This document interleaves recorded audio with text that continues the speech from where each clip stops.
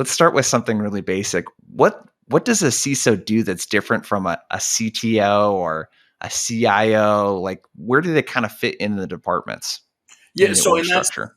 that's a good point. I mean, the first thing is that you've got to look at the organization, right? How big is the organization?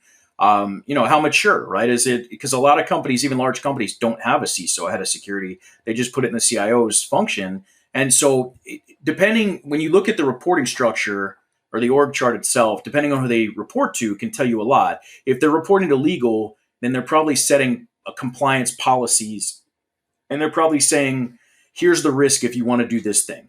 They're not likely the operations folks. They're more likely saying, here are the if you want to move to the cloud, here's the risk that's in front of you. Here's the guidelines. Here's what we say you need to do to be able to move these applications to cloud. Whereas if you have a large company with a lot of people in security, they're not only that compliance piece, they're also the operation function, which is they're going to be involved in those discussions. We want to move to the cloud. Okay, we're going to put these controls in place and we're going to be involved in the development or different things. So you look at the org structure and you say, all right, where do they report to? What is their likely responsibility? You look at the length of time that a security leader's been there, right? If a security leader is brand new to a company, they want to put their stamp on that thing. I mean, when a new president comes in, they don't say, that last president was really good. I'm just going to keep doing what he was doing.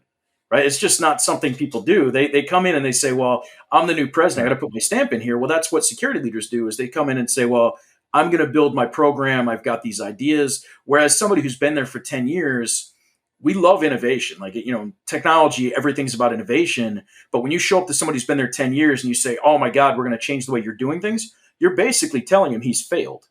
Like, you're like, Yeah. oh, you've been doing this for 10 years, but it's not good enough. So you have to start talking about integration instead of innovation. And you've got this great program.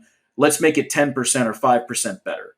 And so knowing how long they've been there, knowing who they report to, knowing that most CISOs don't report to the CEO, no matter what anybody's telling you, they're not. I mean, there are a lot that are, but if you were to take a percentage, I'd say it's a low percentage is actually reporting directly to the CEO, which means they're the executive reporting to another executive, which is already a challenge in itself because they've got a whole layer. They're not going to get the massive amount of the budget that IT is going to get. If there's an IT transformation, it's a huge percentage of the company budget. If there's a security project, they're lucky if they're getting, low percentages of the overall budget at all to even do major things. So it's not your traditional, I wouldn't say traditional sale, but it's a very finite sale. You're focused on a very specific department inside a larger company.